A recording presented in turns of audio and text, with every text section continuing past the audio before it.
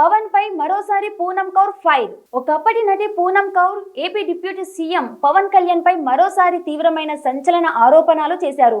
గతంలో పరోక్షంగా విమర్శలు చేసే ఆమె ఈసారి నేరుగా పవన్ వ్యక్తిగత జీవితాన్ని, ఆయన కుటుంబ సభ్యులను లక్ష్యంగా చేసుకొని చేసిన ట్వీట్లు సోషల్ మీడియాలో పెద్ద ధూమరాన్ని రేపుతున్నాయి.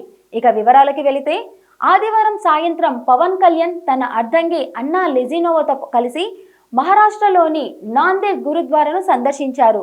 అక్కడి శ్రీ గురు తేగ్ బహదూర్ షాహీదీ సమాగమంలో పాల్గొన్నారు. ఈ పర్యటనకు సంబంధించిన ఫోటోలను జనసేన వీర మహిళా విభాగం అధికారిక సోషల్ మీడియా ఖాతాలో పంచుకుంది. ఈ పోస్టుపై పూనం కౌర్ స్పందించింది. తమ వారసత్వాలను మార్చుకొని దుర్గుణాలను వదిలించుకునే వ్యక్తులు మన ప్రియమైన గురువు పట్ల ఎటువంటి గౌరవాన్ని చూపించరు. గురు తేగ్ బహదూర్ జీ ఈ దేశం కోసం, ధర్మం కోసం ప్రతిదీ త్యాగం చేశారు. ఈ దుస్తులు, నకిలీ చిరునవ్వులు అధర్మాన్ని కప్పిపుచ్చడం తప్ప మరొకటి కాదు అని పూనం ట్వీట్ చేశారు. ఈ క్రమంలో ఓ నెటిజన్ పవన్ ఫోటోను పోస్ట్ చేస్తూ ప్రాంతాల వారీగా విభజించే వారికి ఇది చెంపపెట్టు అని వ్యాఖ్యానించారు. ఈ పోస్టుకు పూనం కౌర్ స్పందిస్తూ సంచలన వ్యాఖ్యలు చేశారు.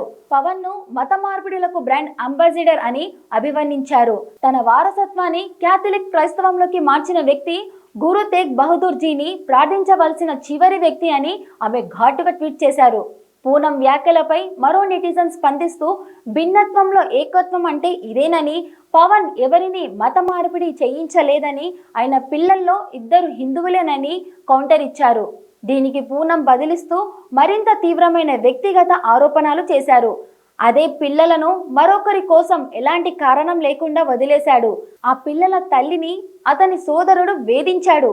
సిగ్గుచేటు అంటూ ఆమె చేసిన పోస్ట్ కలకలం రేపింది. పవన్ ను ఉద్దేశించి వ్యక్తిగత జీవితాన్ని టార్గెట్ చేస్తూ ఈ వ్యాఖ్యలు చేయడం రాజకీయ, సినీ వర్గాల్లో హాట్ టాపిక్ గా మారింది.